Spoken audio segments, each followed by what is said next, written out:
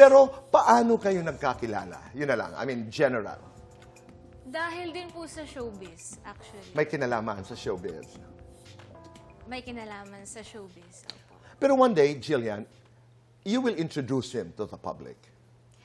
Kung tatagal po ng gano'n, I hope. Kung I tatagal. hope tumagal ng gano'n. So, importante yung elemento na yon na kailangan magkasundo, magtagal, pero nasa ang stage na ang inyong relasyon, nasa ang stage na ang kanyang panliligaw.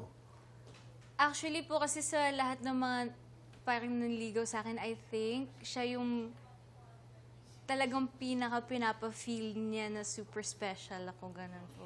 Okay. 1 to I 10, think. ang chances niya para sagutin mo? Nanonood yun, for sure. Nanonood yan. Sigurado ako. So, 1 to 10. Nanonood yan. Nasaan siya? 10, 11, joke. Ganda yun. Ang mami, anong kanyang reaksyon ng mama? Kasi also po, he's very nice to my mom.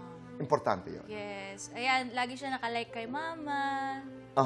And then, Follow kay mama. ano siya? Is he the seloso type? Nauunawa ng trabaho mo? What is he like? He gets my job. Kaya sobrang importante rin po sa akin yun. Kumbaga, parang may sarili-sarili po ngayong mga buhay.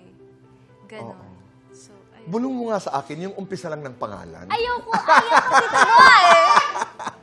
Mamaya after the show, just the sige beginning pa. of the name. Sige Okay, po. but ang importante, napapansin namin kung gaano ka kasaya.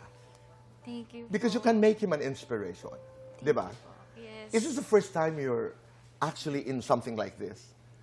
Okay, sige. May aaminin po ako. Sige. Kasi, Sige, okay. ano, 20 minutes lang to. May aaminin po Okay. ako. Kasi nung younger ako, mga 14 ako, hindi talaga pumapayag yung parents ko po. So, tinatago ko sa kanila na may nagpapakilig sa akin nung time na yon, which was my first love, puppy love. Pero I think yun talagang medyo parang mas may alam na po talaga ako, dalaga na ako. Yes, first time ko po. First time. Nakiligin ng ganito. That's how exciting it is, di ba? Yes. First love is always exciting. Oh, well, I had the first love, but... You had one. Yes. This one is the very first- young. Yung nakita ko po sa'yo dati. Tama, Opo, tama, na tinatago kay mama at papa, actually. Oo. Pero ngayon po kasi very open ako sa kanila. Kumbaga, if ever talagang tatagal kami before magkakatuluyan, he will be my actual first legal boyfriend. Yes! Looking forward, di ba? Opo. After all, you're turning 21, you've been working, and Yes po. you've been a very, very good girl. So, good things happen. I think I deserve it. I think I think so, too. I think it's time na rin naman po. Kaya guys, hindi na ako minor po. Pagbigyan niyo naman ako. Magta-21 na ako sa Feb 23. Pero alam mo, sa isipan ng ibang tao, 13 ka pa lang, 14 ka Ganun pa nga lang. po. Pag may nagko-comments po, kunwari, meron pong medyo ang damit ko, pang dalaga. Oo. May mga nagko-comment po na parang, uy, ilang taon ka pa lang, hindi ka pa 18. Parang, 21 na po ako, this Feb 23. Oo, So, ayun. Valentine's Day. I mean, ilang araw na lamang. I mean, next week is Valentine's Day. Will you, may mga plano? Will you be going out together?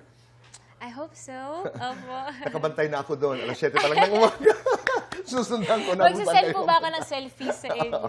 But I'm just happy that you are happy.